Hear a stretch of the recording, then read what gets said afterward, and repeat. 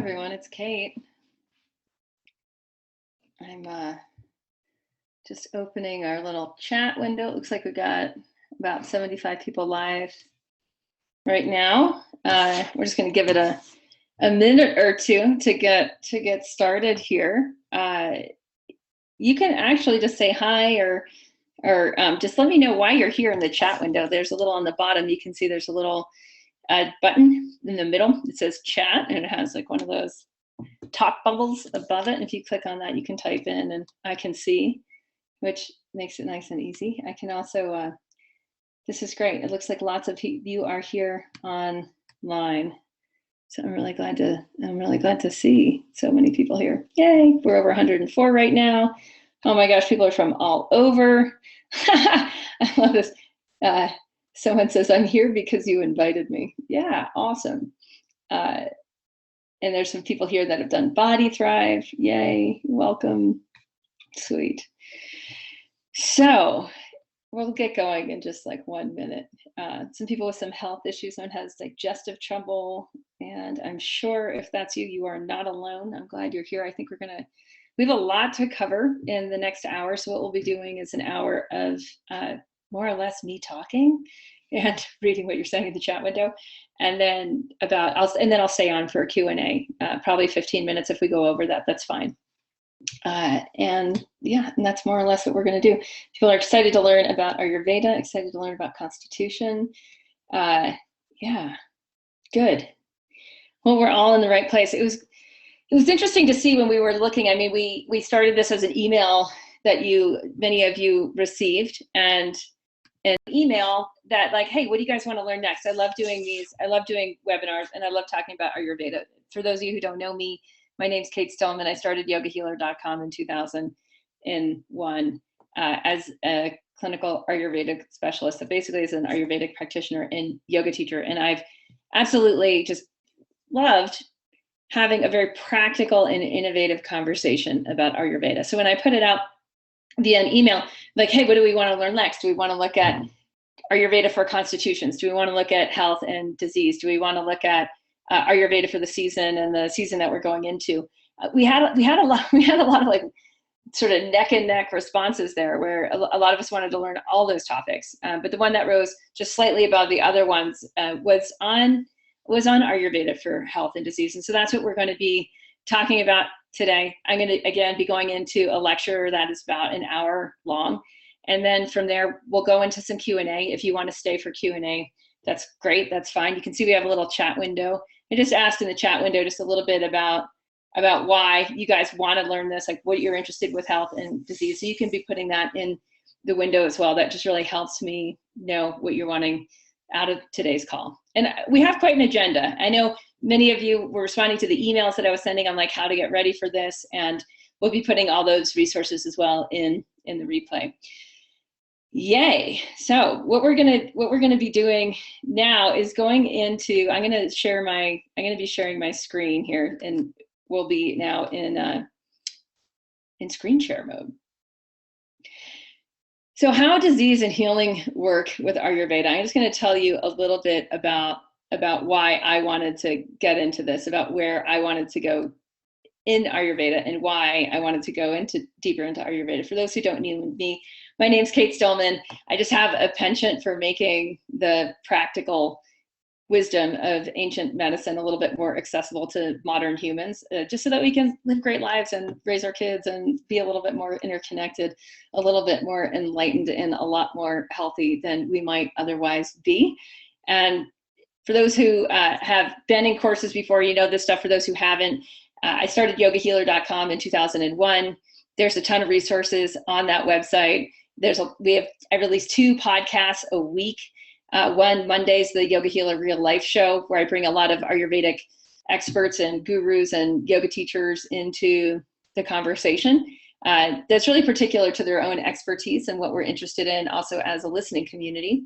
And then on Thursdays is the Dharma and Dollar Show, where we talk a lot about like all the other stuff about like living our life on purpose and having an impact, and also making money in alignment with our own values and in the kind of changes we want to see in our communities, how we exchange value in the marketplace. So that's the Thursday episodes. And then I founded Yoga Health Coaching in 2012. I published Body Thrive in 2015, which it sounds like a publisher wants to pick up. Sounds true. So that's a little bit about me. Yoga Health Coaching is the professional program. It's a professional development program for people who want to share Ayurveda in their communities. We have a lot of different wellness experts in yoga health coaching, from allopathic to holistic.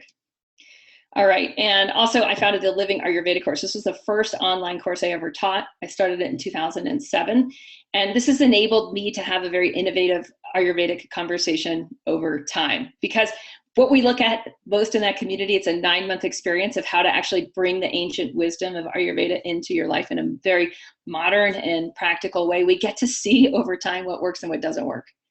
And so that curriculum has shape-shifted the way that I lead that course, the way that I lead the mentors and the course assistants in that course, to build dynamic communities for learning to happen much faster and in an easier way, has been a huge part of my learning curve of like, hey, how do you take the Ayurvedic, the habits, the lifestyle, the wisdom, and how do we bring it into our home so that we get the benefits of radiant longevity, so we get the benefits of an easeful, relaxed, simple life that's so incredibly fulfilling, with deep, intimate, connected relationships, that we're in touch with our ecosystems and we're actually giving back, like what actually works. And that's what that course has become. And so that very much has influenced what I teach in Ayurveda and what I'll be sharing with you today in terms of how disease and healing work with Ayurveda. Okay, so that's what we're doing today. We're explaining what Ayurvedic's perspective, from my perspective of Ayurveda, right? What my perspective of Ayurveda is on how to explain disease, my perspective on Ayurveda, how to explain healing, what healing actually is, and then how I teach Ayurveda based on disease and healing. So that's a little bit about where we're going. So who is this for? I tried to make these slides pretty because to me, like, Ayurveda is based on nature. It's like everything around us is the beauty of the universe that created us in the cosmos. So hopefully that's reflected in our visual experience with each other today. So if you want to go into deeper wisdom, if you want to experiment with yourself, if you're already running a lot of experiments on yourself for your own radiant longevity, then you're in the right place, because that's what this is all about. And that's what we're doing here, is really looking at, hey, we're all test subjects of our own experience of Thrive, our own experience of how we want to feel each day, and how can we actually run better experiments so that tomorrow is even better than today. And if you just are smitten by Ayurveda, I know for me, I was smitten by Ayurveda at a fairly young age. I was 24 years old, and I'll talk a little bit about my own dis-ease pathway and my own path of healing as well, just because I think it actually helps us all sort of connect on how being in balance or being out of balance there's a lot of connection in our stories. And what I found with Ayurveda is, like, it started to answer some of the bigger, deeper questions I was not finding in other places. I was not finding at the doctor's office. I was not finding actually even in the yoga class. All right, so who this is for, Selfhealer. If you're this, I love this little picture. There's this guy, for those of you who are calling in and listening, like, there's someone that's like leaning over the cane with her hand on their lower back, and it says, my body is experiencing technical difficulties right now. So if you're listening and your body is experiencing technical difficulties right now, then we consider you to be in the Selfhealer path, where you're wanting to go to become, more or less a self-thriver. You're wanting to thrive. Not just our body is experiencing technical difficulties, but sometimes for some of us, it's in our mind, right? It's in our mind body. It's in our emotional body. We may have depression. We may have anxiety. We may have just a lot of like critical self nature that's creating different imbalances in our physiology, as well as our mental and more subtle physiology. The Selfhealer path also, I just want to explain, learning Ayurveda and learning about disease is like, you're listening because you want to get to the root of what's going on with you. And you're wanting to understand cause and effect for yourself so that you can feel better, so that you can thrive at the next level. And you're most likely wanting to influence how you're going to feel, not just today and tomorrow, but next year and next decade and 2 or 3 decades after that. All right, family healers, for those of you who are listening from that perspective, maybe there's someone in in your family, you're wanting to actually help and coach and move into a better place. Maybe you're raising children and you just want to make sure that they're like getting the best of both worlds, that they're getting the best of ancient wisdom and they're getting the best of what modern society has to offer. And often we find that those two things are out of whack. My kid asked me this morning, she had a sleepover last night. We're like the last week of summer vacation here. We're milking it big time, throwing out all the bells and whistles.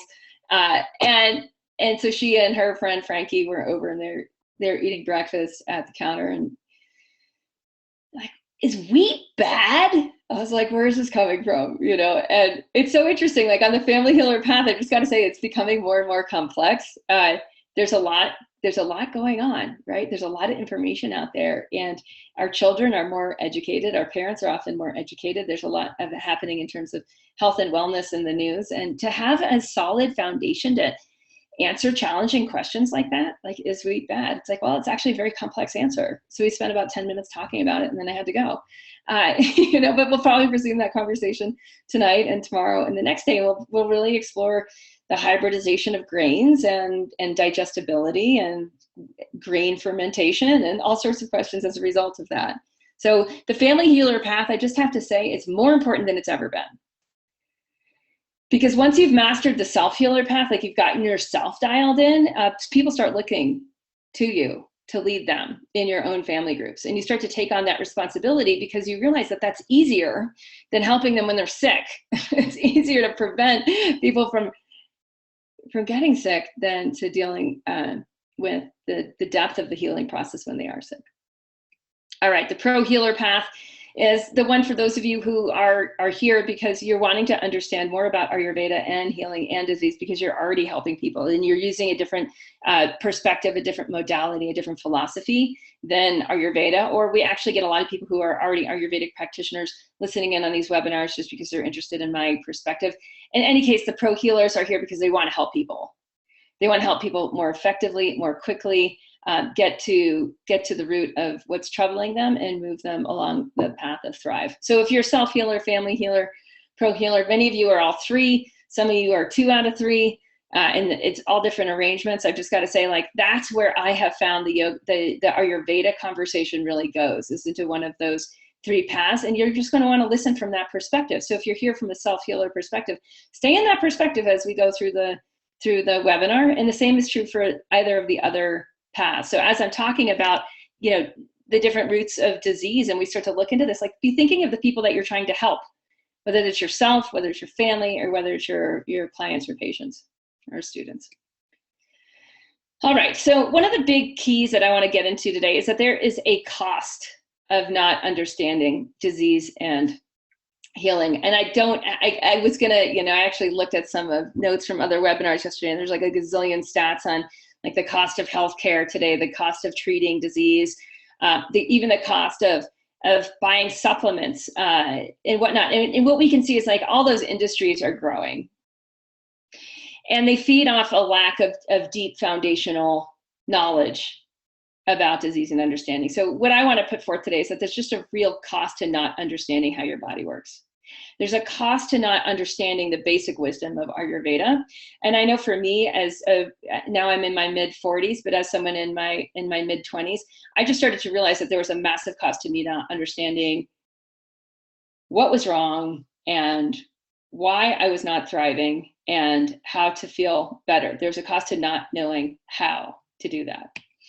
And so one way that I'd like us to just frame the conversation today is like, how much do you spend versus invest in your body wisdom? Because one of my assumptions here is that like we actually have to take responsibility for learning. There's so much of this that you're gonna just look at today that you're like, I kind of know that, and then wow, I don't really know that at all. That there's an investment that you're gonna need to make in your attention and in your time to learn that which you don't know.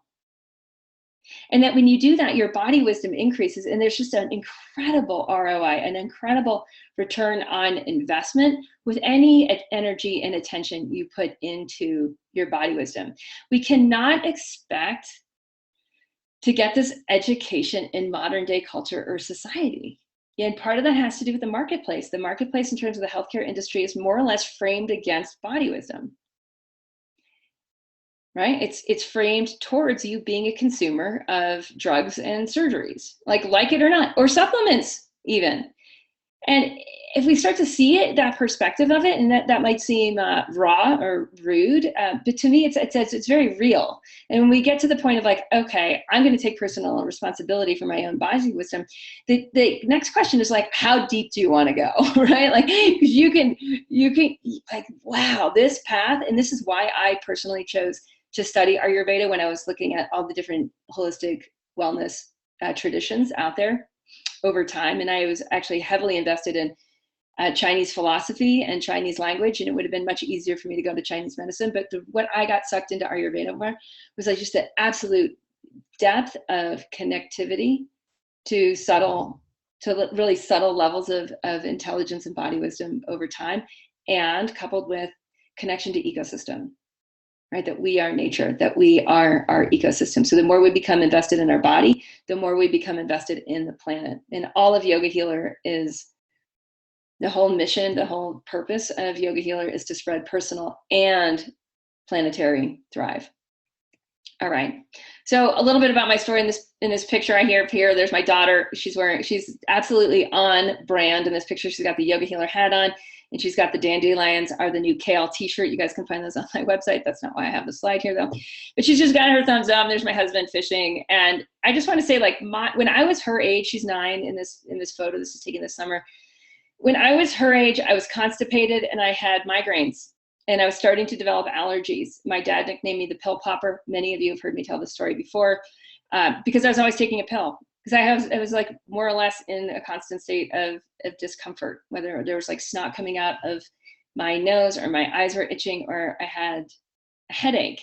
And when I really look at the self-healer path with Ayurveda, we just really want to get to the root of what's going on. So if you, again, go back to self-healer, family healer, pro healer, who are you here listening for? Write down any signs and symptoms that you don't understand the root of connectedness on. Like anything that's going on that like, you're like, how is this connected to that? And from there, we'll go a little bit deeper into the conversation. I know often many people will see someone as a wellness leader and they'll think like, oh, that person was always healthy and always thriving. And it's like, no, not in my experience. Like I had a lot going on. My allergies and migraines more or less went untreated, except for by allopathic drugs that didn't actually help. And, soon I had other symptoms that my allergies became much more developed. My migraines got worse.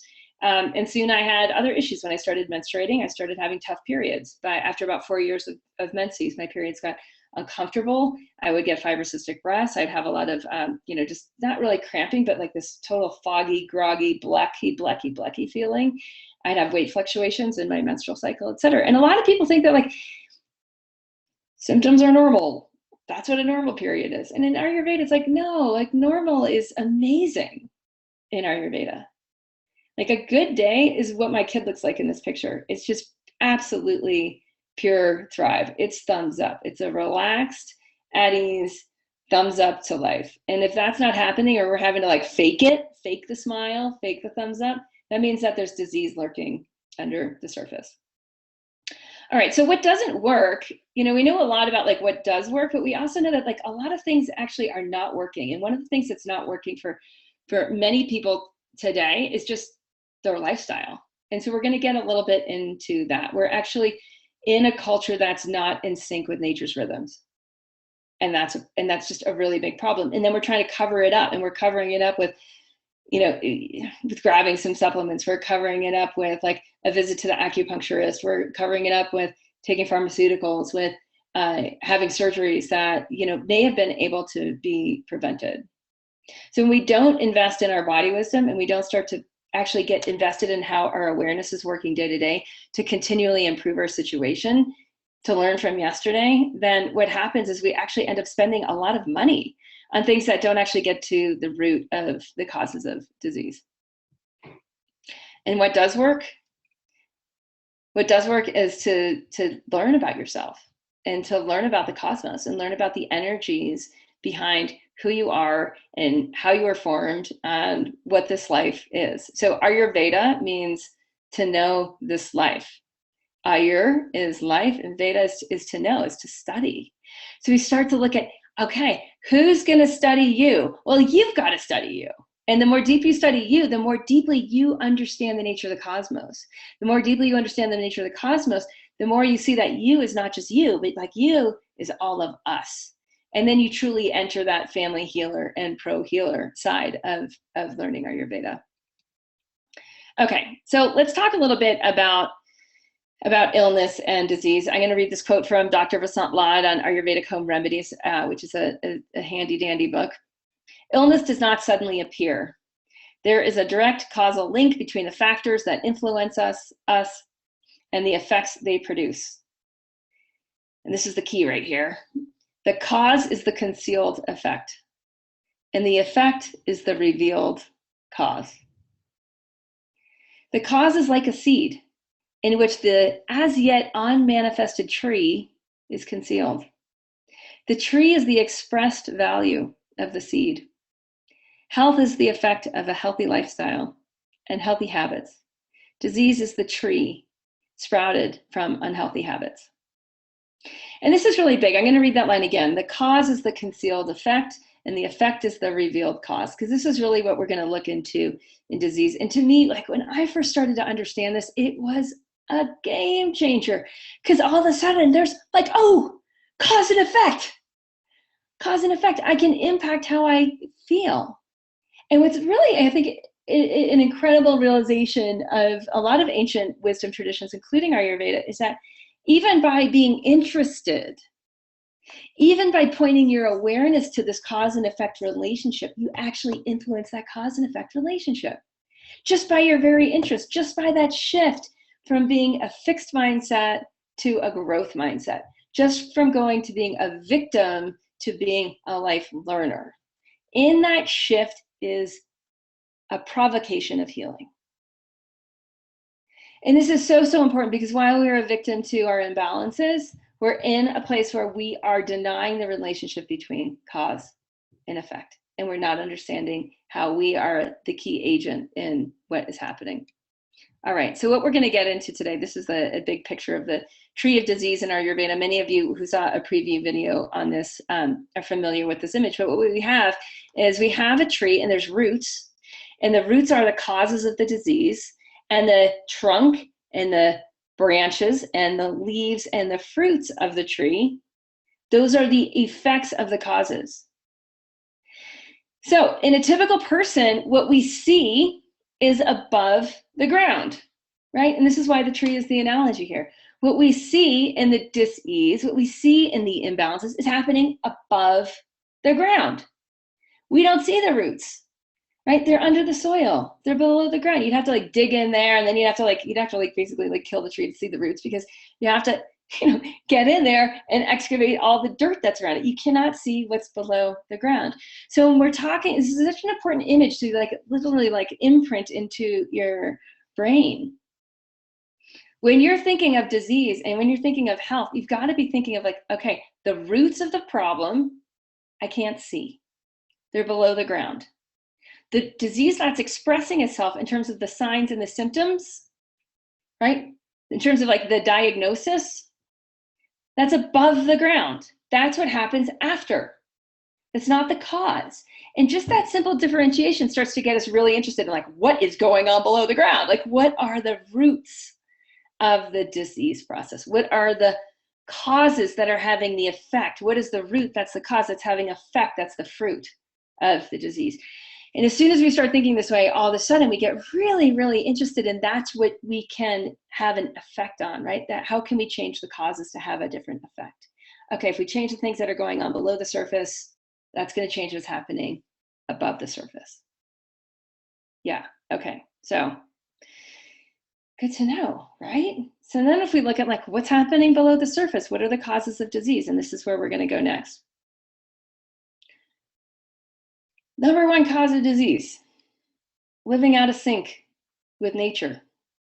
And nature is both a capital N and a lowercase n. There's sync, which is synchronizing, synchronicity, alignment, resonance, right? All these words have something to do with each other. That there's a beat. And you're either following the beat or you're not following the beat. If you don't follow the beat, you don't get to determine the beat.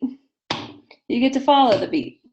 If you follow the beat, you've just aligned. You're no longer out of sync. If you don't follow the beat and you go to the beat of your own drum, you're out of sync. This is big. This is really big. Like the number one cause of disease, like irrefutable. Like you want to get yourself sick? Be out of sync with your ecosystem. Be out of sync with your planet. Be out of sync with the day-to-day realities of your ancestors. Be out of sync. And being out of sync will get you in disease faster than anything else. We live in a culture that's out of sync. Completely out of sync. Right? It's totally normal to like stay up late and wake up groggy. That's totally normal. It's totally normal to eat whenever you want, sporadically, throughout the day, throughout the night. Totally normal.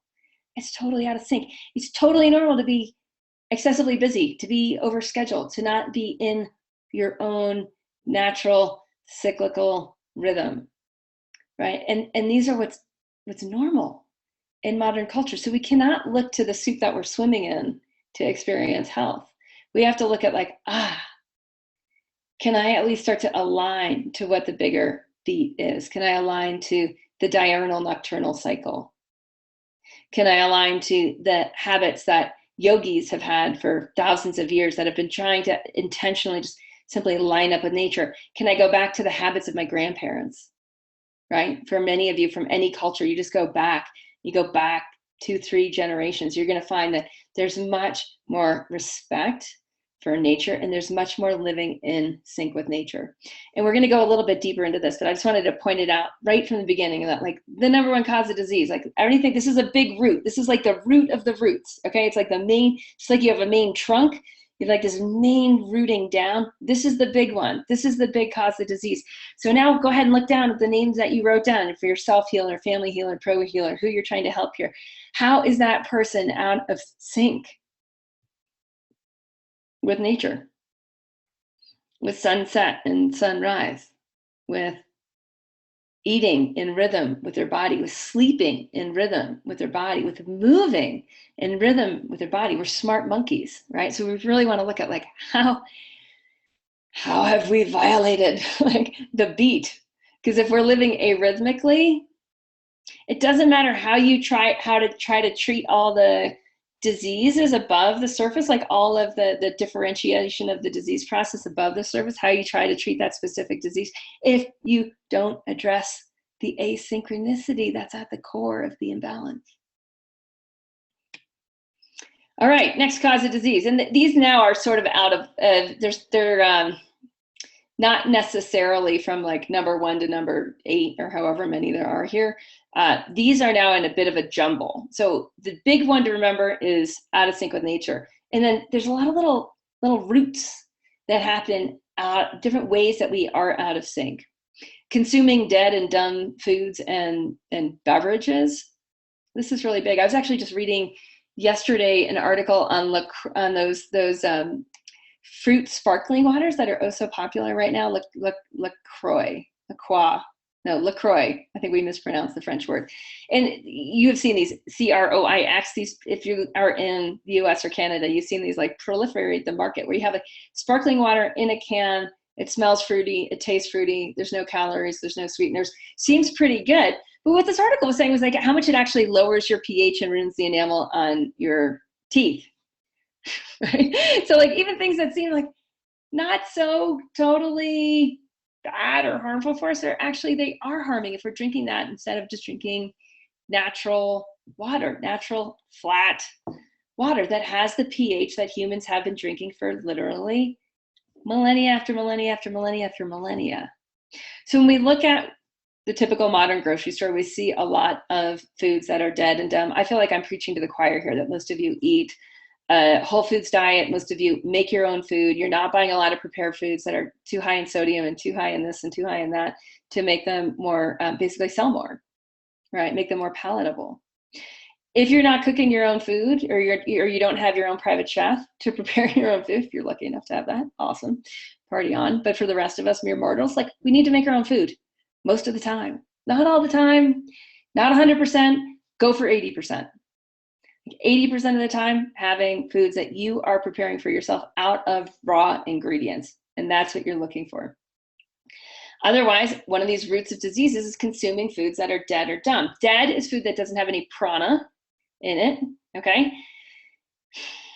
Frozen foods have much less prana. Processed foods have much less prana.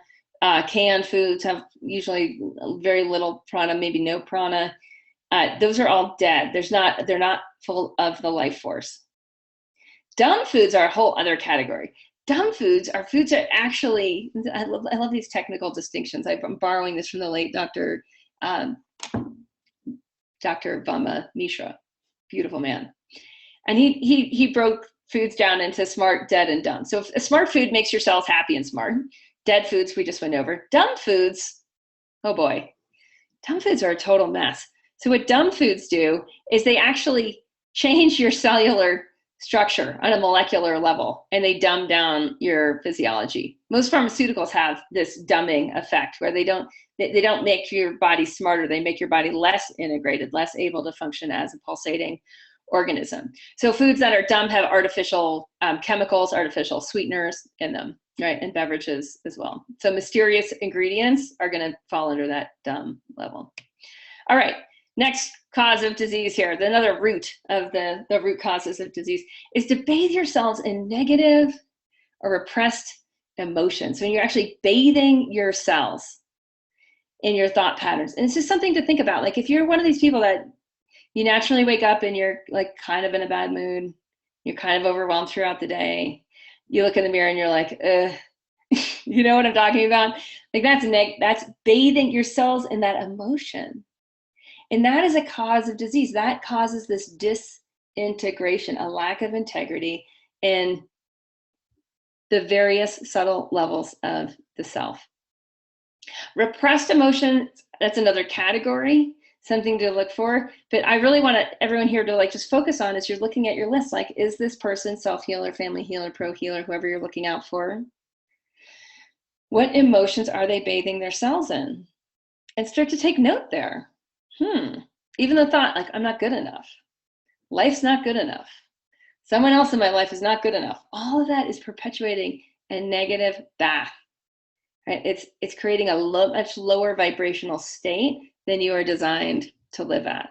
That will sprout into disease, right? That will go up the trunk and create its own leaves and branches and fruits that are of the same ilk, that are of that same nature. And this is where we start to see that cause and effect. I'm going to go back to that Dr. Ladd quote. The cause is the concealed effect, and the effect is the revealed cause. When you start to see what's happening below the surface and above the surface is of the same ilk, right? And this is what's so beautiful is you can start to rewind the process. You can rewind, okay, this fruit of disease, you can look back into the leaves, you can go back to the branch, you can go down the trunk, and you can find its origin in the root. And traveling that path, right, when we go back to know thyself, know thy cosmos, traveling that path is what makes us whole again. That is the path of healing, is when we actually use our awareness to move that path in the opposite direction. Okay, another cause of disease. Right, root cause, another one of these roots beneath the surface, things that we don't naturally see. Instead we see the fibromyalgia, instead we see the digestive issues, or instead we see the anxiety, right? Another one of these roots is an erratic schedule. If you keep an erratic schedule, you're too busy, you eat at this time one day, another time another day, you go to sleep at this time one day, another time another day. Your biorhythms are not rhythmic, they're erratic. That is huge in our culture. I see it all over the place. It really affects our teens and our young adults, but we actually are seeing this now in older people as well. All right, another root cause of disease is to perpetuate troubled relationships, right? This is like if you're in the drama cycle and you're like, oh my gosh, check me out. I keep doing the same damn thing and I expect different results. If you notice that like this is part of you, that you have drama in relationships, you want to start to take responsibility for that. Because if you don't, it breeds its own disease patterns. It's so fascinating to me that according to Ayurvedic philosophy, and I have found this to be true in my own personal experiments and mass experiments I've run with thousands of people at Yoga Healer, is that we're wired for bliss, and we're wired for deeply satisfying intimacy in relationships. Like we're designed for that. So if that is the root of health, then troubled relationships and perpetuating, like taking our own cause and effect of like how we're perpetuating our own trouble in relationships, whether, like for me, I'm not just a wife and a mother and a daughter and a sister, right? But I'm also a boss. I got lots of people that work for me. I'm also a leader, right? I've got lots of people in various courses, and I help develop leaders. So I have a different responsibility to the leaders that I'm helping develop. I'm also a mentor. I'm also a mentee to the people who are mentoring me. We have lots of different relationships here. And so when you look at your list, self-healer, family healer, pro healer, and who you're responsible for, this is something you want to look at, is like, what is the nature? Is there any trouble, any perpetuating trouble, any cyclical drama in any of these relationships? Because that is going to have its own branches and fruits of dis-ease. All right, this one's pretty obvious. Don't exercise for your body type or your age. So obviously we need to, we're animals, right? We're animals, and we're designed to be very much awake and moving during the day when there's in the sunlight hours. And we're designed to actually move a lot in the morning time. Right? Our bodies naturally want to wake up and move and stretch. I have a picture here of a woman who has a cup of coffee and her coffee cup says, wake up. Like that's a sign that we're out of sync. If we're having mornings where that's what we want to do, is just like sit around and drink coffee and like slowly wake up, we're actually out of sync. We're designed to wake up and to start to be alert and to start to move and want to move the prana of the body, want to stretch. You watch an animal wake up, they take a moment, they stretch some things out, and then they're kind of running around and sniffing this and sniffing that and checking out the day. That's how we're designed to be. And more, what we're finding is that intermittent, many of you watched the Focus on Fit webinar. If you didn't, you can just send an email to info@yogahealer.com and ask for that Focus on Fit webinar, where I really get into intermittent moving and intermittent fasting as the two key habits for future humans to focus on. Something we teach a lot. I teach a lot of in Body Thrive, how to automate those habits so that they're easy and you have very, very steady mental focus, very, very steady physiological energy day after day and year after year and decade after decade. And a lot of what we find, just tying this back to exercise, is that a lot of people just aren't aware of how to exercise for their body type or for their age, or they're aware that they should do it, but they don't have the kind of dynamic group support to actually automate those habits, so that there's something that happens without thinking about. What I want to say about these causes of disease, everything we've talked about, is, the opposite is what creates balance, right? Living in sync with nature, consuming high prana foods and beverages, bathing ourselves in positivity and expressing our emotions, keeping a schedule that works for our physiology. I know, like totally mind-blowing. But to do it, to pee when you have to pee, to poop in the early morning when your body wants to go poop naturally, it might not seem that way, but you can train yourself back into that. To sleep when you get tired at night, right? To eat in a time when your body can digest food. All of this is what promotes the healing process. Perpetuating intimate relationships, exercising for our body type and for our age. And then lastly, this living in sync with our constitution. A lot of people get into Ayurveda and they start to discover like, oh, I have a constitution. Yes, you do, which is awesome. And you are a unique you. But really more important than that is all the other causes of disease that I put before them. All of those other causes that if we can flip them, become roots of health, right? That sprout a tree of bliss and connectivity. So constitution is very much secondary to nature with a capital N, to the bigger rhythms, to the rhythms of you as a Homo sapien, to the rhythms of you in a human body as an animal here on planet Earth. All of those are primary. And how you're different, what your constitution is very much secondary. But once you've got those other things dialed in, it's like something you'll really start to pay attention to. It's like, What are your unique units, your unique gifts of your physiology? Some of us are incredibly sensitive and very light and very transparent. Those are the Vata types. And they need to be extra rhythmic and extra insulated and extra grounded and extra careful or full of care for the routines because of that sensitivity. And the Pitta types are very mentally driven. They're very focused. They want to get a lot done. They know the direction they want to go. And they have moderate strength to get there. And if they know that, then they can prevent the diseases of burnout.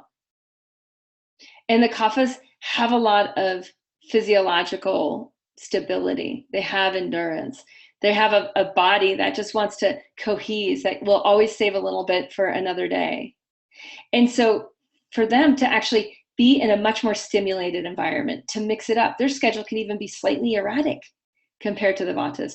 They can actually extend themselves a little bit more. They can give more away than the other constitutions, and that will keep them in balance. But if a Vata spends their energy and time and money without a lot of awareness, it'll leave them very, very fragile and overwhelmed and unstable.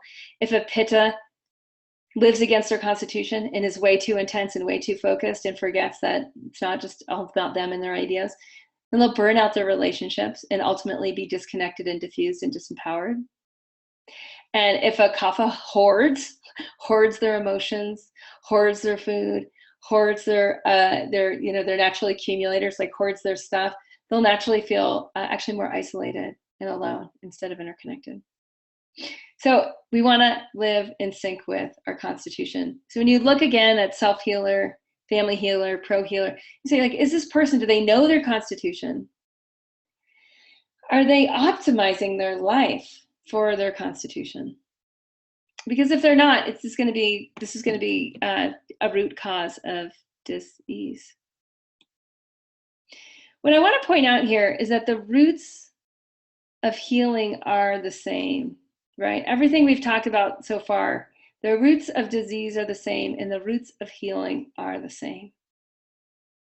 And I'm going to have this like long dramatic pause because it's important to take this in. Like, what does that mean? Like, anyone who's out of sync with nature is going to get sick. Anyone consuming dead or dumb foods or beverages is going to get sick. It might take a while. It may take a certain body type, a certain type of person longer due to their ancestral health history, due to their personal health history, due to their constitution, due to their life circumstance, due to their mental constitution. A lot of factors at play here for when, but we know all of these things make a person diseased over time.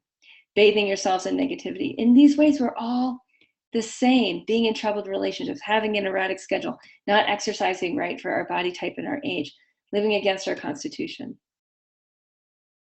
And there's something, and I just want to see if we can fully absorb the impact of this. That healing is the same. We all as humans need to be doing more or less the same things to thrive. We're not so special and unique, right? If we actually get down to it, disease is where we get so differentiated.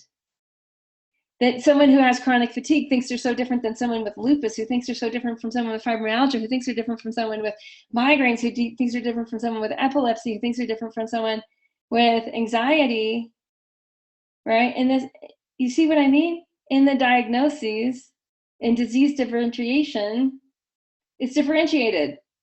What's happening above the surface is differentiated. But in the roots, if we go back to the roots, it's like, the roots of healing and the roots of disease, they're the same. And when we really get this, there's such a humility to it. Because when we're in a disease diagnosis, we actually feel special and different. And we can become very attached to the nature of the diagnosis of like, oh, I'm someone with this disease and therefore I'm special and different and I need this special and different treatment. And I'm not saying that's you, and I'm not saying that's any of the people on your list that you're taking care of, right? But I'm just saying that this is a tendency in culture at large. And this is part of a victim or fixed mindset.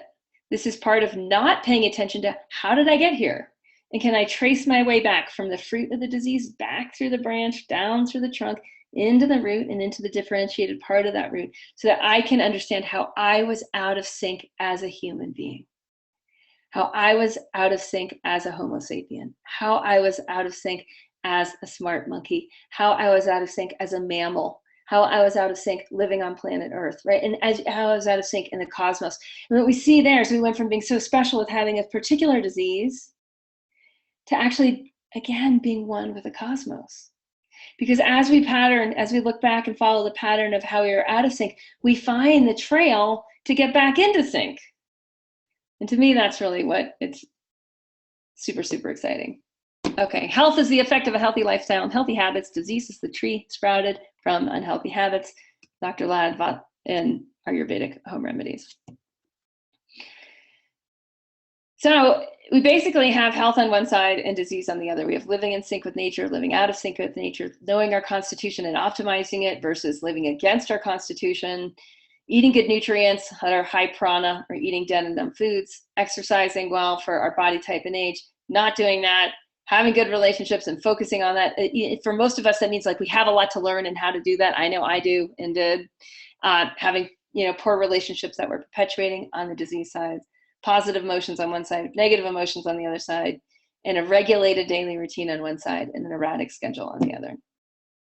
So this is a checklist, and you'll all get the slide so that you can print, if you want to print this one out and just see, like, circle the ones that you're like, these are my issues, or these are the issues for me as family healer with the people I'm looking after, or these are the issues for me as a pro healer with the people I'm looking after. These are their issues, and we need to get to the root, right? The root of the disease in order to experience the branching out of thrive, of health.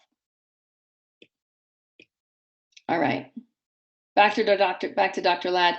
The key is awareness. The more you are alert to how your body, mind, and emotions are reacting to changing circumstances, the more you are aware of your constitution and the moment-to-moment choices you can make to maintain health, the less opportunity you create for becoming sick. And where I'm going to bring this here is this all points to why in a holistic medicine system, why in Ayurveda, which is focused on how to know this life, right? How to know life, how to know the planet, how to know the cosmos, that this is all tied together, and soon it becomes metaphysical. The physical disease becomes metaphysical. And the reason is because of awareness. We start to point our awareness in. We start to want to understand cause, effect. How is this working? And then we start to discover, like, oh my gosh, this thing is crazy. This, like, mind, body, spirit gift that I've received in this lifetime, like, wowzers. And then we start to discover that there's not just a physical body, but there's a pranic body, and there's not just a pranic body, but there's a mind body, and there's an intuitive body, and there's a bliss body. And we're starting to discover these different levels of our subtle physiology. And soon we discover there's chakras, and we start to see, like, oh my gosh, I'm top heavy on my chakras, and I'm not bottom heavy on my chakras, or I'm orienting for my second, and I've lost track for my sixth. And we start to get that, like, whoa, if awareness is the key, right? Body, mind, emotions, intuition, bliss. We start to see this interconnectivity. We start to understand the koshas. We start to understand the chakras. And we need the language because we don't have it in English. We're still borrowing those words because we don't have good translations yet for any of those words. And we start to get this, and we start to see, like, oh my gosh, who I am is so much more complex than I thought, but it's also so much more simple.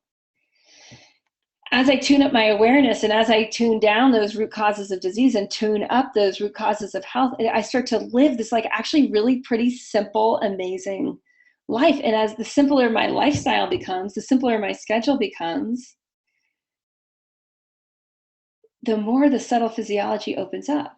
And the more complexities of myself I start to be able to understand and start to be able to influence. The more I'm able to influence my moment-to-moment choices, the more I'm able to experience not just health, but thrive, right? But true thrive. And not just now, but also a decade from now, and also 2 decades from now. And the more I'm able to actually help others thrive, the more I experience more intimacy and interconnectivity and relationship. So we're all thriving more together, which is actually opening up more experiences of deeper happiness and deeper bliss and deeper connectivity. So then thrive actually gets redefined to happen on a communal level. And that, to me, is where it starts to get really fascinating.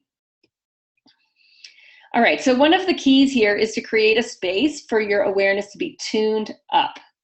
And a healing space is that's what I'm writing, like creating a healing space.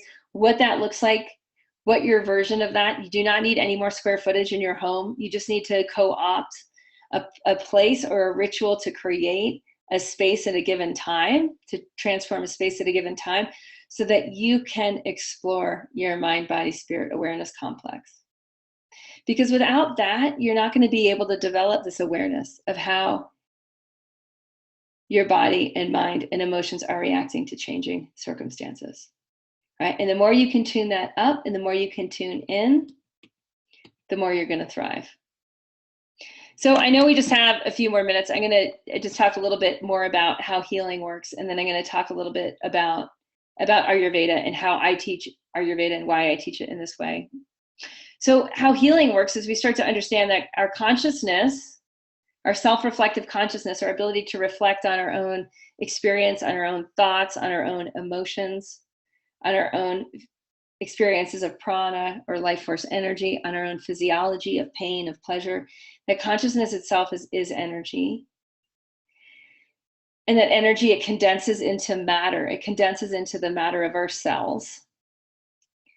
And that disease is a result of a disorganized, unconscious, or a vitiated energy that's affecting the matter, that's affecting the cellular integrity. And that healing then is actually a restoration of integrity. It's bringing parts together into a whole.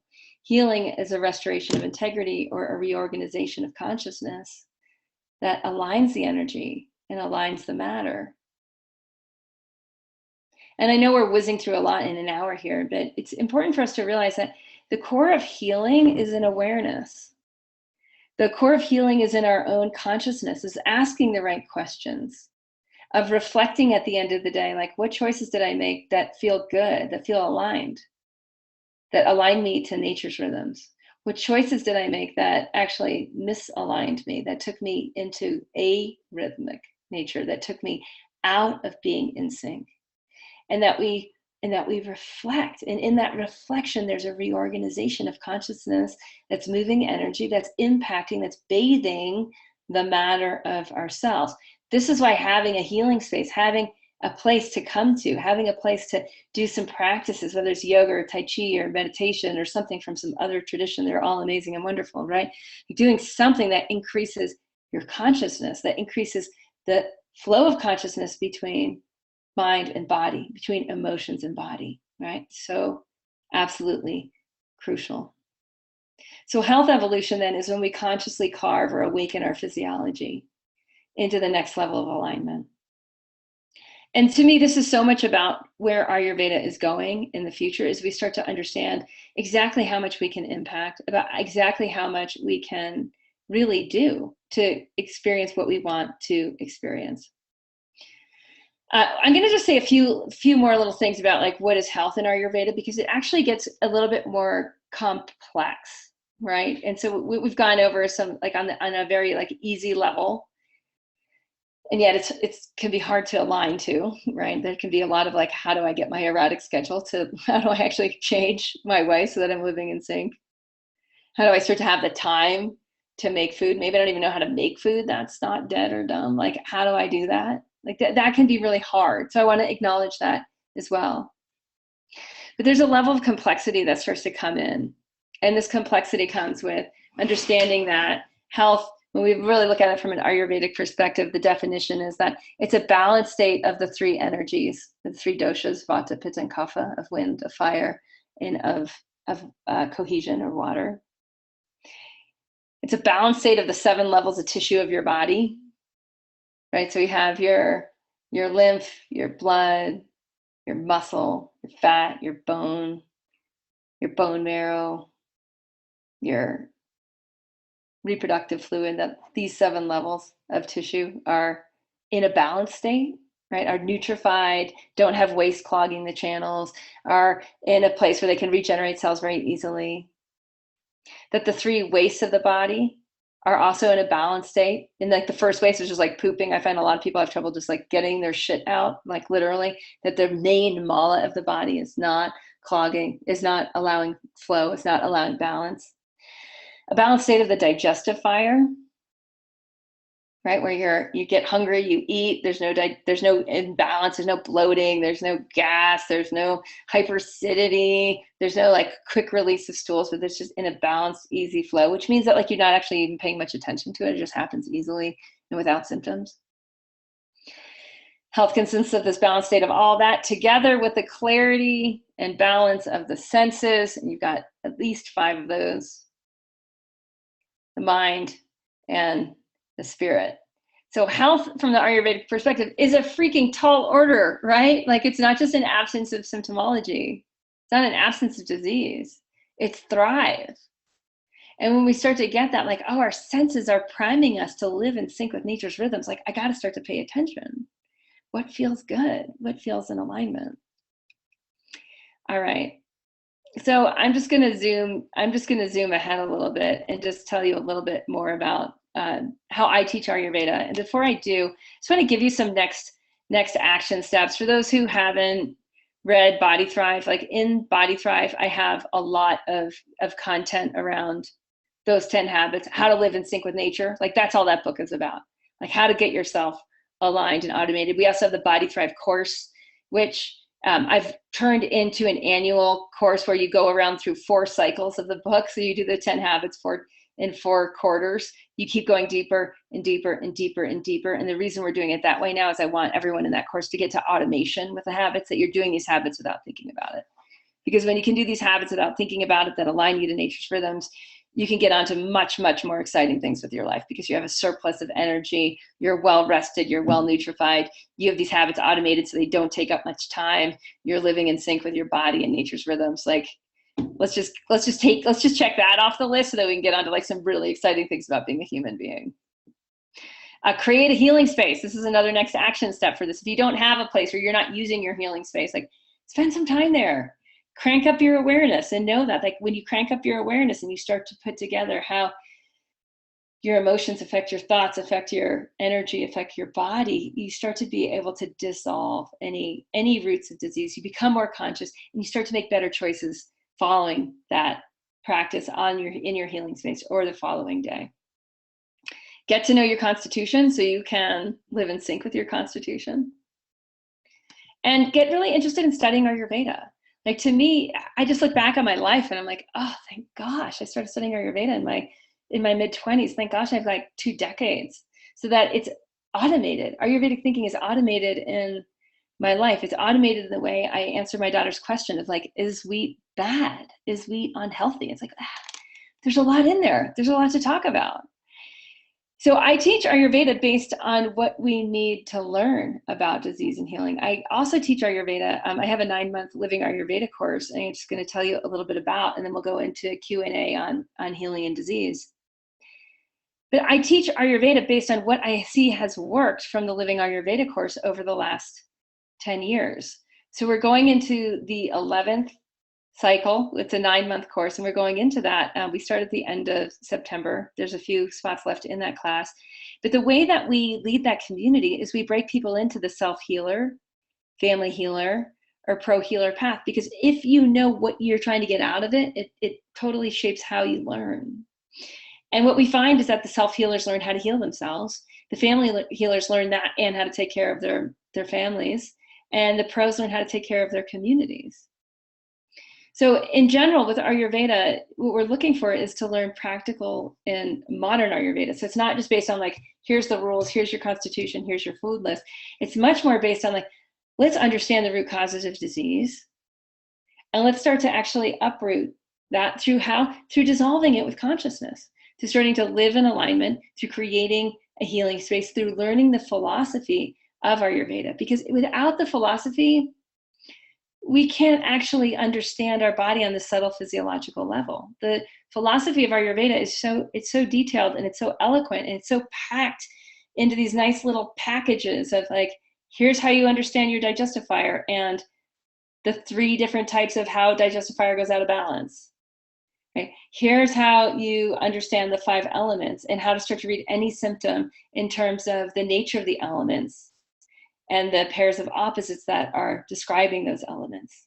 Here's how you understand your constitution and how your constitution goes out of alignment. Here's how you can understand your chakras. So you can start to see, are you like top heavy or bottom heavy or centered more on one or the other? Here's how you understand the subtle gunas. Here's how you understand the subtle doshas. And we just go into these core philosophy parts of like, and here's how you apply it to your life this week on the self-healer path, or on the family healer path, or on the pro healer path. And we differentiate those because the activities are actually a little bit different for each one, as are the levels of understanding. So I have to say too, like Ayurveda was never taught, it was never really taught in this sort of like apart from culture or apart from society, right? It was just part of family. It was part of community. And that's what we want to understand, is it's much, much easier to learn in that way. We're social creatures. It's much easier to learn in dynamic conversation. We also learn, this is a big part, is we learn how to own our sacred anatomy, because the chakras we might think of as something outside of ourselves, but we really start to experience it inside ourselves. Our constitution, we can start to see how that affects other people, and we can start to own more of it. And as we do, we can empower our dharma with our constitution. So there's a lot of ways that we can just start to see that as we learn Ayurveda, we're wiring ourselves for more interconnectivity and also more bliss, or what the yogis call ecstasy. Right? Where it's like, it's not ecstasy that's outside of ourselves, it's within ourselves. So as we own our sacred anatomy, as we start to understand how our microcosm is part of this larger macrocosm, as we understand like how a tree is oriented, right? And how that all of our analogies in Ayurveda are based on nature. So in understanding the tree of disease, we understand trees better. We understand like, what's going on in the roots, what's happening above the surface is an effect of what's happening in the roots. We start to understand nature as such. And in so doing, we become more connected to our ecosystem. In so doing, we become much more connected to a high prana diet, a seasonal diet. Then we start to move into the next level of thrive as our body is empowered by local, seasonal, and even wild foods again. So just in closing, I just want to say a little bit about what we do in Living Ayurveda, and some of the key takeaways that happen in the course. First off is you start to unclog yourself, you unclog your body, and you start to clean up your temple. You start to basically disrupt any disease patterns and start to solve for them by tracing down into the roots. You start to open up much more time in your day because you've streamlined your biorhythms.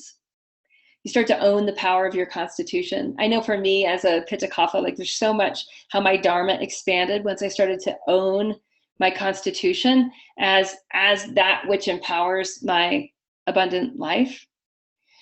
Your energy starts to deepen and to stabilize. And we find on the pro healer path, this often amazes a lot of the pro healers who come in. So a lot of come in from allopathic traditions, and some come in from holistic traditions, and it doesn't seem to matter where they come from.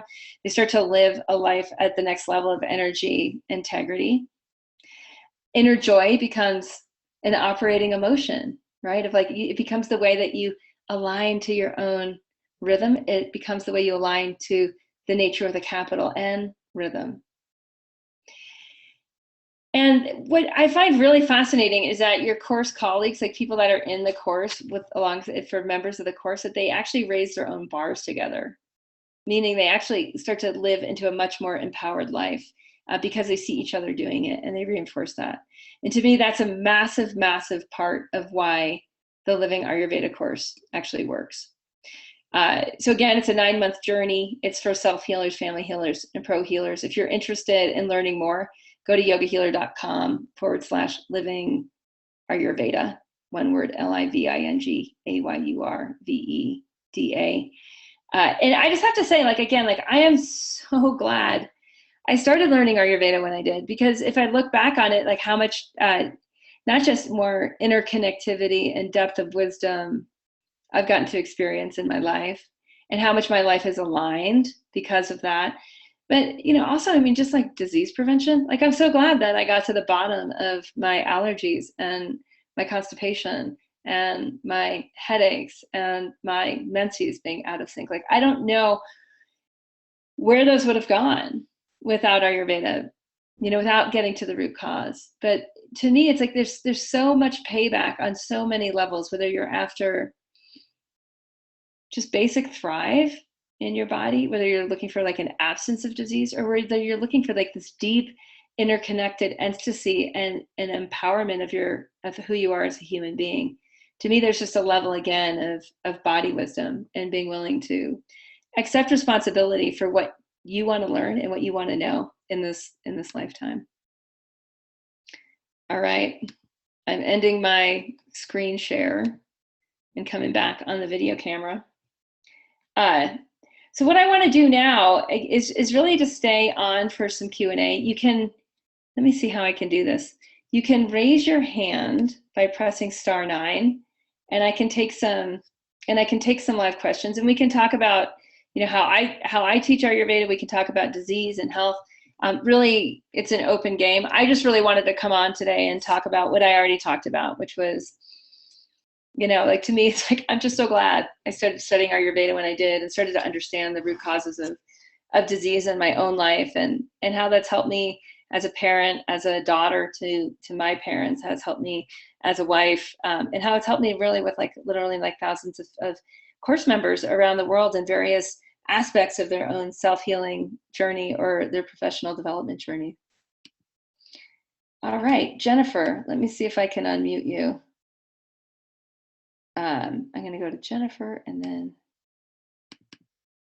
how do I unmute you, Jennifer? Oh boy. Sorry, guys. My panel looks differently when I'm, promote to panelists. Can you, Jennifer, are you unmuted now? Can you hear me? Yeah. Oh, it worked. Great. Thank you. I have a question about diseases that you're born with. There's a disease in my family. It's an autoinflammatory disease. If I were to give bone marrow to someone, I would pass that disease on to that person. So where I can understand, I also have an autoimmune disease where I could have some control of that, and that's with some of the roots and all that. But where it's a disease that's just in my DNA, I don't know what Ayurveda would say about that. Well, so, this is where we really go into ancestral healing. And there's a good podcast, if you just Google Yoga Healer Ancestral Healing, there's a good podcast with me and Sarita Rocco, she's actually the head of the Family Healer Path in the Living Ayurveda course. And she and I talk about that for about an hour, and with some very practical exercises to start to dig into the roots of it. Okay. So when we start to look back into the family pattern, and what I would really go into repressed emotions and with that particular imbalance. And I would spend some time in your healing space doing the exercises in that. And this is actually, it's a part of the course that we have in Living Ayurveda, is like how to get to the roots of some of the ancestral diseases that are just reoccurring. Some of them are gross on the gross manifest level, like yours. And some of them are very, very subtle, where they don't yet fit into a diagnostic realm. But just to know that, who we are carries the memory of 7 generations. Okay. So there's resolution that we can work, and by working our awareness back through some of the issues, and something that might just seem like, how is my eczema related to my ancestors, right? But just to look at that pattern from that perspective, from a very curious perspective. Yeah, go ahead. You did a podcast one time, and you were talking about your eating habits relating to your grandfathers and the Harvard experience, about that. Yeah. Okay. Thank you. Yeah, you bet. Yeah, that's the. Yeah, I would listen to. I would listen to that show with Sarita a few times, and there's also in the podcast show notes on that episode, there's a bunch of exercises that go with it. We included those exercises in the show notes. Okay. So I would do those. Yeah, you're welcome. And the other thing is, the other big component, and there's some podcasts on this as well with Dr. Eric Grasser on epigenetics, is this is where it gets really, really fascinating with this cause and effect, and cause and effect. And again, we have this concealed cause and revealed effect. What we can start to see is that when we get really interested into the subtle, energetic, mental, emotional components of disease, and this is where Ayurveda, I think, just reigns. It's so incredibly fascinating and detailed, and it makes so much sense. The world makes more sense when we start to investigate these patterns from our raw attention. And what we can start to see is actually by doing that work, it starts to change our own genetic structure. And that's what the field of epigenetics is all about. It's like when you do a practice that raises your awareness, you do something that raises your awareness, you no longer have the same genetic code to pass on to your offspring. So even for those of you who are like, I'm not having any offspring, right? But still, isn't that curious? You can change and evolve your genetic code so that your cells regenerate, right? That you regenerate yourself in a different light. So the field of epigenetics, to me, it explains so much about a lot of these ancient practices that we have. The practice of Tarpana is the one we've been talking about. And this is where, too, like with the way that I teach Ayurveda is based on what I have found has made the biggest impact in teaching over time, right, in the community. And we've dropped, in the Living Ayurveda course, we dropped like massive parts of the curriculum over time just because it was just too theoretical, not practical enough. But then practices like ancestral healing, like, moves up, takes up a lot more time within the experience, because to actually dissolve and get to the bottom of it can take some, it's like yoga, or meditation. It's like, it's a practice that happens over time. Okay, thank you. Yeah, thank you, Jennifer. All right. Again, if you want to ask a question, you can press *9, and I can then bring you into this. Let's see. I'm not seeing any hands. You can also type a question into the chat window. So Brooke's asking a question about, how about the people that have both loose stools and constipation, IBS, crazy alteration? Do I find that it's mainly the Vata types? Would you recommend that each adult in the household have their own space, or can it be a shared space? Yeah, those are some good questions. I would say, often a shared space is going to be much better. And I would say, like in a household, like having a place that people go to work on themselves, right? To like work on their bodies, and having a space that's big enough for movement is ideal. For some of you, that means that like you're gonna have to like rearrange the stuff in your house to actually meet the current needs of the members of your house. A lot of us do not optimize our spaces in line with our desires and our needs. And so that's something that, I mean, we do a lot of that too in Awake Living, where we like really redesign our space element with our families, if we're cohabitating, in alignment with who we want to become next. And who we want to become is a healthier version of ourselves. We have to realign our households. We have to realign, whether that's an apartment. I lived in a trailer when I was in Ayurveda school. And it's like, I would just like realign my trailer in line with how I wanted to feel. And I would create a healing space like in that trailer based on the time of day. It's like, okay, it's 4:00. It's time for me to practice. And I would sweep, and I'd light a candle, and then I'd do my practice.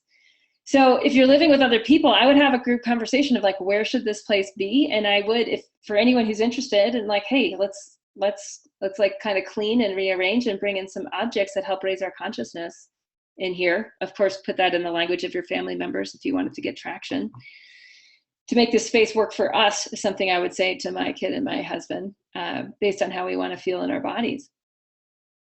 The question about IBS and loose stool and constipation and alteration, whenever the body's arrhythmic, then there's an issue of being out of sync. So when we look at the ancient texts of Ayurveda and we look at the root causes of disease, they say that like something like, I don't know what it is, like 55 to 60% of all diseases caused by Vata, which is just a rhythm. It's not being in sync. So Vata is the wind, it's movement, and it sets the rhythm. And we don't get to set the rhythm. Like we don't get to determine when the sun rises and when the sun sets. So when we look at alternating bowel movements, like one of the most basic rhythms of the body, which is to wake up early, hydrate, and poop, that basic, and to have a complete bowel movement, which is like 18 inches of fecal matter out of the body within an hour of arising, that's a habit that can be automated. In the Body Thrive course, we say we turn people that are constipated into pooping champions. The body loves rhythm. It loves regularity. It loves going to sleep at the same time every night and waking up at the same time every morning and doing a fairly similar morning routine, having a fairly similar eating routine, eating at the same times every day, which isn't 6 times a day. It's usually 2 to 3 meals a day for an adult. You're just getting into rhythm frees up an enormous amount of energy for creativity, for being a human being and doing all the cool things that human beings can do besides just thriving in our bodies, right? And so much of what I look at with irregularity, whether it's irregularity sleep, the person's waking up in the night, irregularity pooping, irregularity of digestive fire, where sometimes the body can digest, sometimes it can't, that all of those are related to vata issues or just issues of living in alignment. Yeah. Debbie's asking, what is the best way to unclog your lymph system? And I mean, imagine most of you kind of know my answer right now. It's like live in alignment with nature's rhythms. Like the body thrive habits of just getting in sync with eating dinner a little earlier, a little lighter, going to bed earlier, waking up earlier, hydrating and pooping to get your feces out. If the bowels are clogged, the lymph is clogged. Then doing breath body practices to actually circulate blood and breath throughout every cell of your body, right? To get in rhythm, in sync. If those things aren't happening, you will end up with a clogged lymph system over time. And then just looking at, like, is the main thing you're drinking water, right? Or is there still like a lot of alcohol or caffeine in the system, right? That's just that the body's just needing to, like, it's just basically your lymph is like your drains. And the body's kind of if it's constantly having to drain out stress, drain out caffeine, drain out alcohol, drain out synthetic foods, drain out synthetic experiences, right? Then, like, all of that just puts a load on. Yeah. So again, like, health is really, like, the patterns of healing are really, really simple. And they're actually, for many people, they can seem sort of boring and incredibly inexpensive, right? They're not like big flashy supplement bottles that are going to promise to save your life. It's like the simplest things, the simplest habits are what start to actually unlock our subtle physiology. And our study physiology, the cool stuff with, like, the chakras and the koshas and the interconnectivity and the deep intuition and the bliss, like, that stuff stays kind of behind a locked door. It's in a different plane if our physiology isn't in integrity, if we're not in body integrity. To me, that's so much of what Ayurveda is truly about, like, to know this life and to keep going into deeper levels of body integrity and subtle integrity, and how that opens up our interconnectivity and our intimacy and relationship and the bliss that starts to come from this very simple way of living, and the amount of energy and creativity and, like, what we can actually do in our life, in the world. That starts to really bloom when we're in sync and the lymph isn't clogged and the drains aren't clogged and the bowels are happening naturally and food's digesting easily and sleep's happening at the right time, and we're showing up each morning, like, well rested, like, ready to go, and the habits are automated to experience a day of thrive. Where, again, the emphasis isn't really on the body because those habits get automated. The emphasis is on, like, who do I want to be today? Like, who do I want to play with? What do I want to make happen? So if anyone's interested in learning more about how I teach Ayurveda, just go to yogahealer.com. I'll put it in the chat window. And you'll also get, with the recording, you'll get a link and a message. But it's at yogahealer.com/living Ayurveda. And I've got to say, like, I am so proud of this course and this community and what happens over time. We just had the most successful course ever this past year, the 10th annual.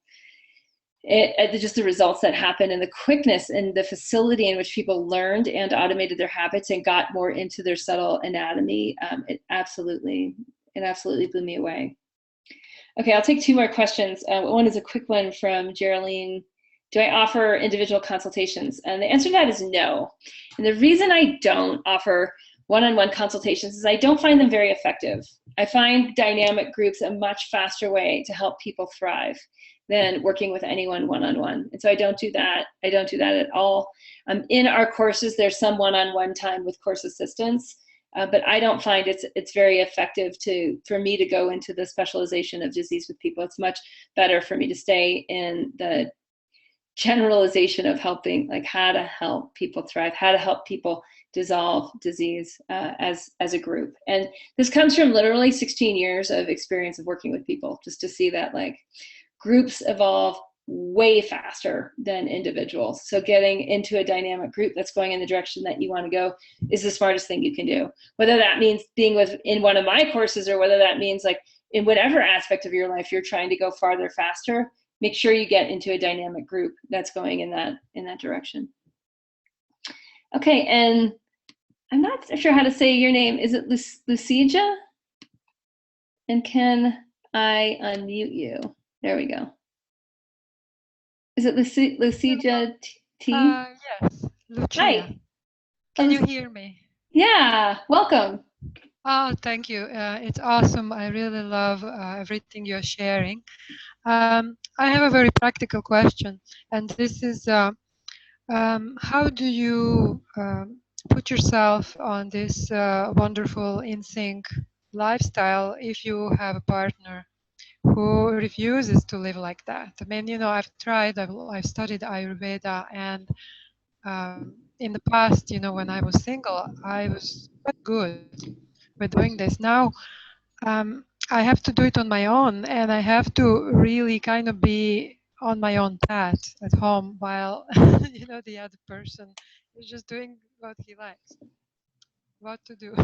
Yeah, right. And if I were to, and I'll just actually ask on the forum, like if anyone can relate to Lucia, go ahead and let her know she's not alone.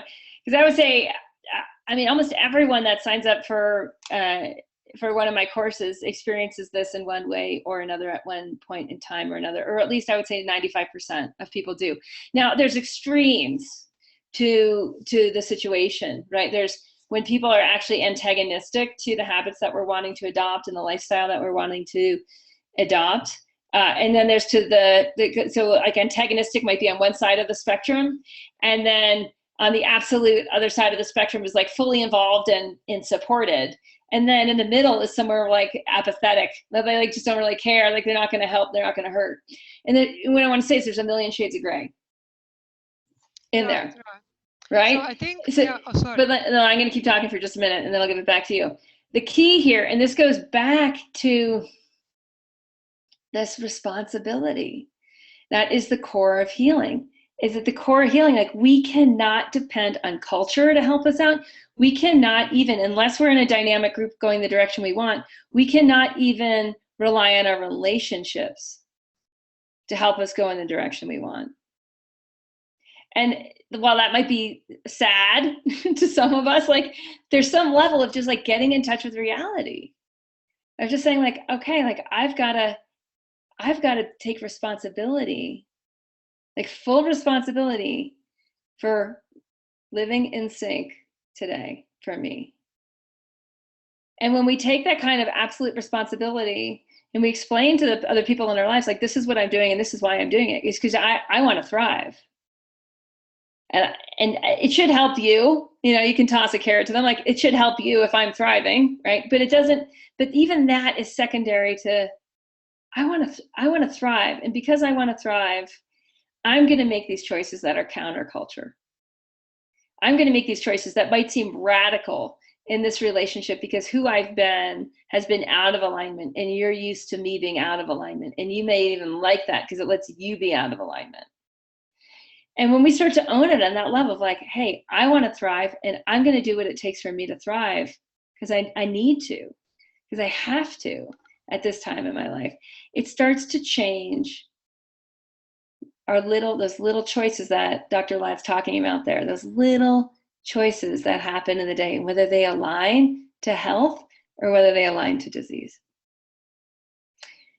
I'll say one more thing and then I'll give it back. There is a chapter in Body Thrive on how to evolve your habits in relationship. It's right between habit 5 and habit 6. I stuck it right in the middle of the book because right in the middle of the course is where people really start to deal with this of like the habits I want to have and the habits that are in my friend or family group or in my culture are not aligned. How do I deal? So there is a chapter in there I highly recommend that you read and do. There's practices in that chapter of that practices for you to do and you to do in your relationship. Thank you. I'm going to look into that.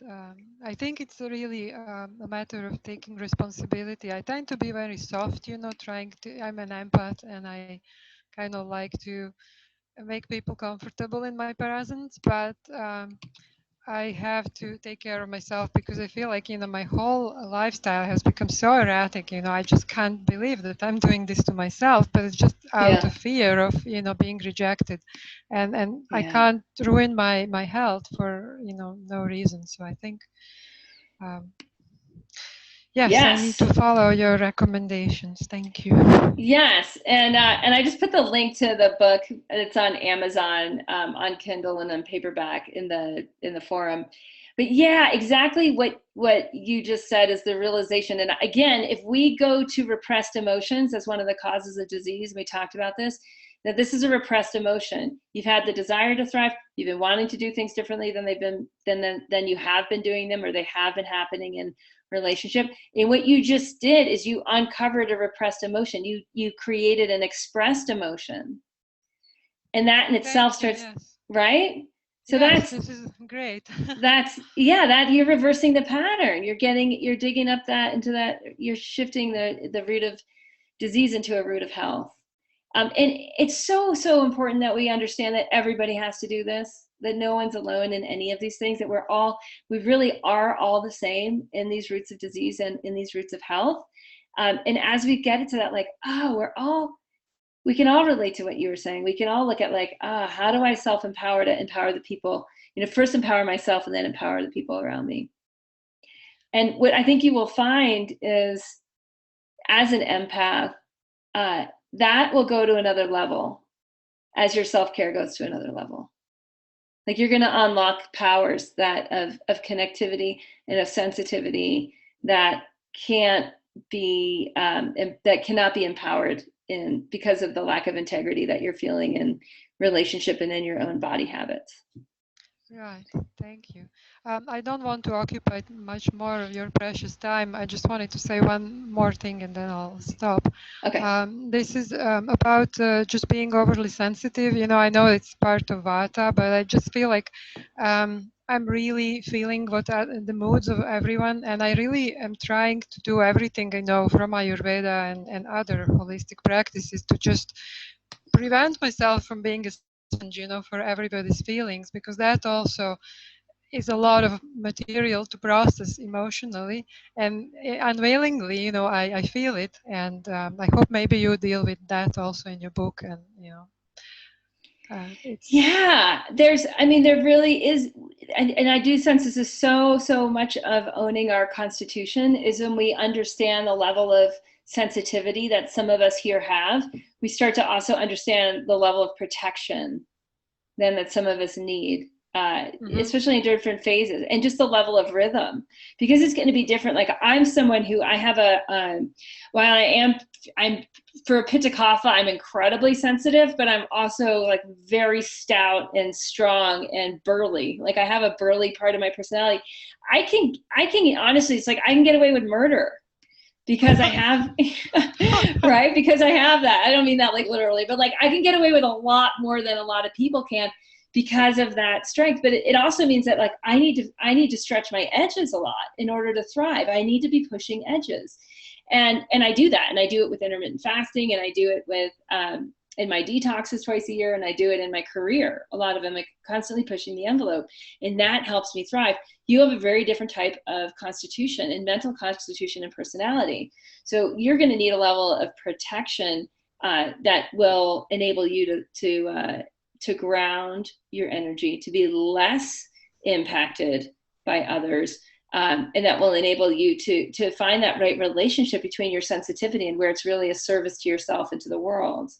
And this to me is so much a part of like why we all want to actually really study Ayurveda, so we can start to understand that subtleness, because as we're able to optimize our constitution, our lives open up in ways that we actually can't predict when we're not optimized. Our lives are not optimized for our constitution. So. Right. Fantastic. Thank you so much. Yeah. You're awesome. Yeah, I'm really grateful. Thank you. Oh, you're so welcome. I'm glad we had a chance to connect. Yeah. Bye now. All right. So there's a few other questions I'm seeing in the Q&A window. And an easy one I'm going to answer is about the slides. Like, yes, we'll send you guys the audio recording, the video recording, and the slides. And you can have access to that. If anyone's also, I'm just going to throw this out there, and we'll put this in the email that you'll receive as well. But if you want to have a conversation with someone on my team about Ayurveda, you can talk to Alex Biondo. And I'm just going to put this link in the chat window too. I believe it's a have an Ayurveda conversation. And these are free. And it's just, if you're interested in learning more and you want to know some of your options with me, or you're just really kind of wanting some of our free resources and want to be directed to those free resources, we have a lot of free Ayurveda trainings here as well.